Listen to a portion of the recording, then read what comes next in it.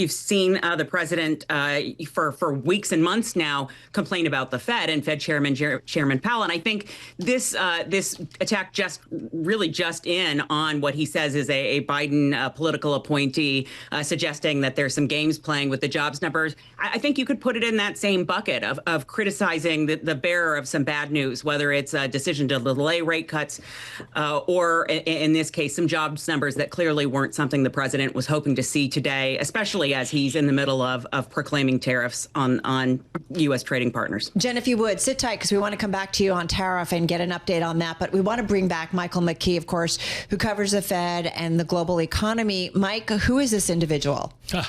It is Dr. Erika McEntarfer, who is the Commissioner of Labor Statistics, basically. She was nominated by President Biden and confirmed by the Senate in January of 2024. She's only been on the job for a little over a year.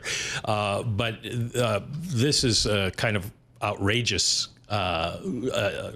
accusation by the president. The BLS is not fudging the numbers. I guarantee you they're not fudging the numbers. Mike, it reminds me of something that we heard before the election from then Senator Marco Rubio, who was questioning strong jobs numbers and during the Biden administration, and essentially coming out and saying, do we trust these numbers, and trying to cast them in a doubtful light when they were the other way. Well, what this shows, I think, at base, leaving aside Trump's desire for revenge on everything, is that there are an awful lot of people who do not understand statistics and do not understand how to look at probabilities.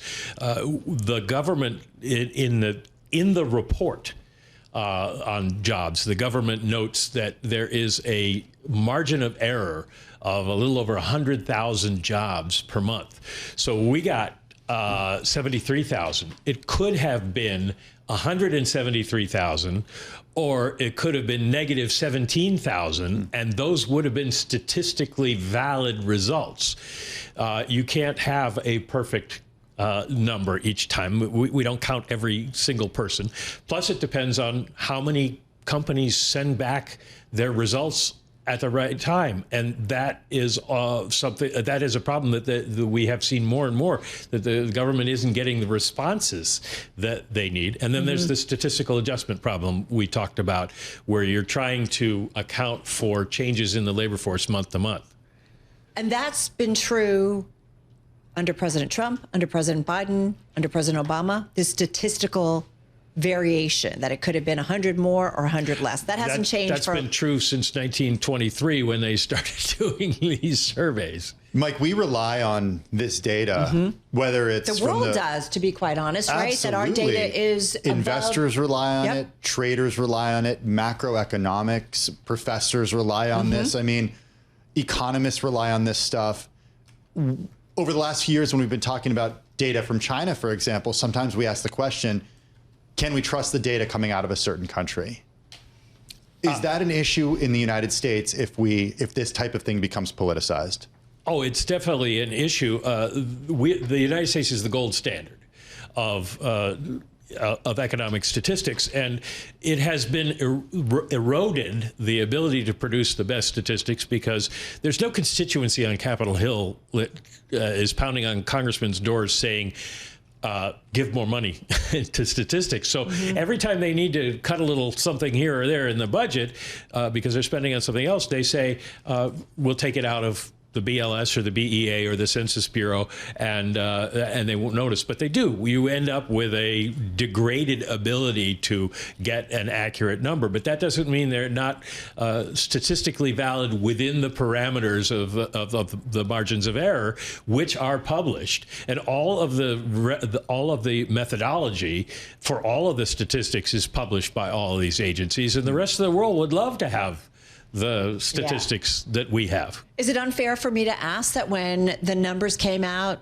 in the prior month of 147,000, we pointed out they've been revised down significantly, but when they first came out, that the president didn't come out and question that number at that time? Absolutely. Is it fair to ask that? Yeah, it's fair to ask that. And we've had this happen before, where you do get even larger revisions as the numbers come in and they work. And Tim, you were talking about last year.